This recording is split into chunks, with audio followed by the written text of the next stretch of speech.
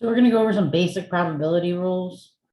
Probability is an experiment in which we do not know the individual outcome will be, but we do know how long a series of repetitions will come out.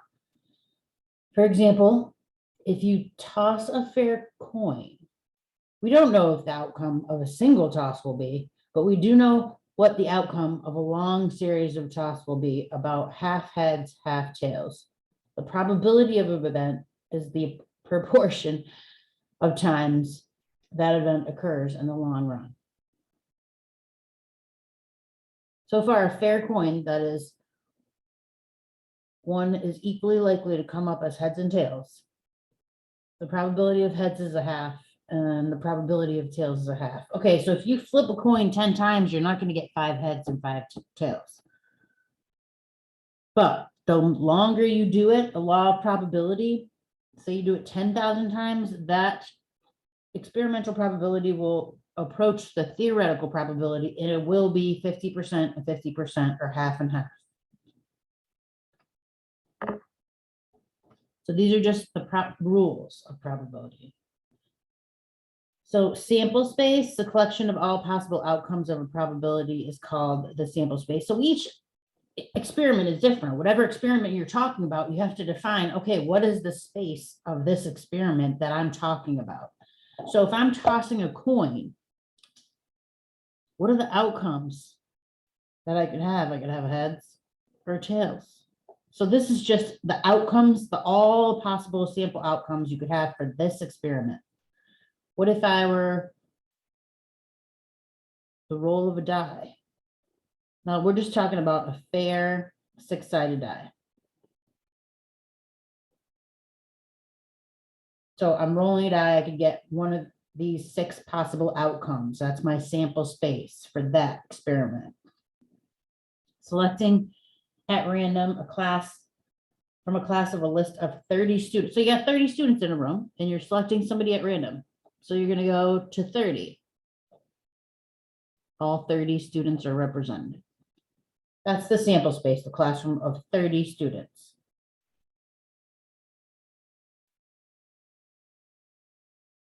So we're often concerned with occurrences that consist of several outcomes.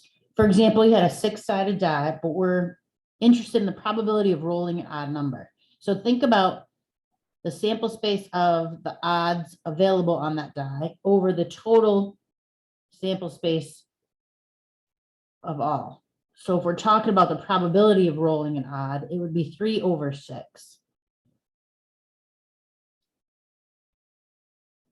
So once we have a sample space, we need to specify the probability of each event. So see this notation? This isn't P times A. This is what's the probability of event A. For example, if we have, okay, we're flipping it, tossing a coin, heads or tails is the total sample space. What's the probability that we get heads?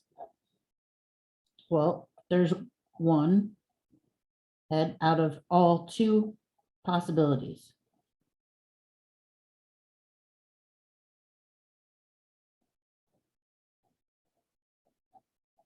So you can answer in percent or decimal or fraction. Fractions are nice for this one. Simplified, you don't have to simplify it, it's already simplified. So again, this means what's the probability of getting a heads when tossing a fair die? Once you see the probability, that's when the fraction comes in. You need what they're talking about over the total sample space.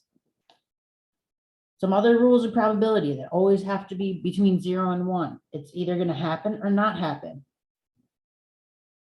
It's never negative or above 1. It's from 0 to 100%. So once you get the probability of an event A, it's whatever they're talking about, the number of outcomes over the total sample space. So it's a fraction. Probability is a fraction. Great, let's find some probabilities. Once I know I see that word probability, I know I mean a fraction. So if a fair die is rolled, find the probability that an odd number comes up. Well, I have 1, 3, and 5 are my odds, and I have 1, 2, 3, 4, 5, 6 is the total sample space. So that's 3 out of 6, which I'm going to reduce to 1/2. So it's 50-50, 50%. So the probability is the fraction, half, 1 out of 2. All right, we have a jar with 5 marble, 5 blue, 4 red, and 2 yellow. So how many in total do I have? 5, 9, 10, 11. I have 11 total. So there's 11 marbles in that jar. What's the probability of pulling a red? Well, there's 4 red out of the 11 total. That's the probability, and it's simplified. What's the probability of pulling a blue or yellow marble? So it could be blue or yellow. So 5, 6, 7, either or, 7 out of 11, blue or yellow. What is the probability of pulling an orange marble? Do I have any orange marbles? No. So it's 0%. There's no probability it would happen. It doesn't exist in that experiment. Let's do another one. In a standard deck of cards, 52 cards total, what is the probability of pulling a queen? Now, you may not know this, but cards have 4 suits. Each one has a queen, so that's 4 queens out of 52. And I can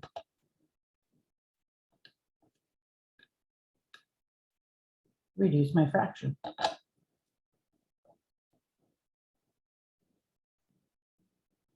What is the probability of pulling a heart? Well, there's 4 suits, so there's 13 total out of 52. Oops. Because if there's 4 suits, 13 of each, which means it's a 4th. I could use my calculator, but I know that's a 4th, 1/4. What's the probability of pulling a red king? All right, I have 2 black kings and 2 red kings. So 2 out of 52, 1/26. Half of 50 is 25 plus 1 more.